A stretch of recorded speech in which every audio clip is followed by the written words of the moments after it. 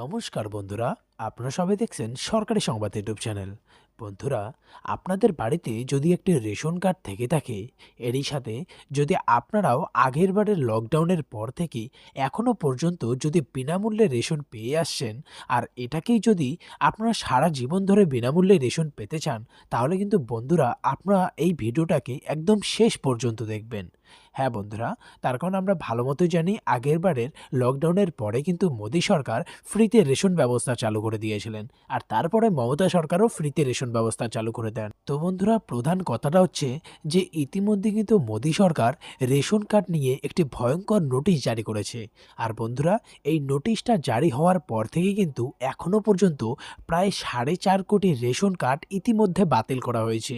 তো বন্ধুরা, এর মাঝে যদি আপনাদেরও রেশন কার্ডের নাম থাকে বা নাম লিস্টে আপনার যদি নামটা থাকে, তাহলে কিন্তু আপনি তো ফ্রিতে রেশন পাবেনই না, এরই সাথে টাকা দিয়েও রেশন নিতে পারবেন না।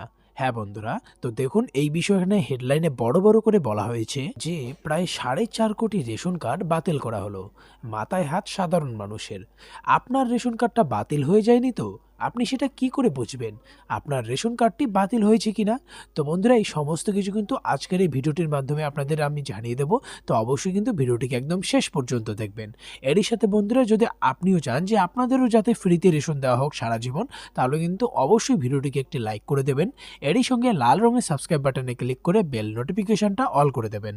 তো বন্ধুরা, এবারে কথা হচ্ছে যে এই রেশন কার্ডটা কেন বাতিল করা হচ্ছে। দেখুন, বলা হয়েছে যে কেন্দ্র সরকার জানিয়েছে যে যাদের আধার কার্ডের সাথে রেশন কার্ডের লিঙ্ক করা নেই, তাদের রেশন কার্ডটা বাতিল করা হচ্ছে। ভুয়ো কার্ডের কারচুপি বন্ধ করতে রেশন কার্ডের সাথে আধার কার্ড লিঙ্ক করানো বাধ্যতামূলক করা হয়েছে।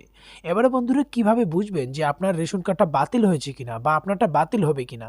এটার জন্য বন্ধুরা দেখুন, এখানে বলা হয়েছে আপনার রেশন কার্ডটা বাতিল হয়েছে কিনা সেটা জানার জন্য আপনাকে অফিসিয়াল ওয়েবসাইটে আসতে হবে। সেই ওয়েবসাইটটা হলো nfsa.gov.in। এই ওয়েবসাইটে আসার পর রেশন কার্ড অপশানে ক্লিক করতে হবে। তারপর ration card details on state portals অপশানে ক্লিক করতে হবে। এরপর রাজ্য, জেলা, ব্লক, এপিএস এই সমস্ত নাম দেওয়ার পর আপনার এলাকার সমস্ত রেশন কার্ডের নাম চলে আসবে। এখানে যদি আপনার নাম থাকে তাহলে আপনার ভয় পাওয়ার কোনো ব্যাপার নেই, আপনার রেশন কার্ডটা বাতিল করা হবে না।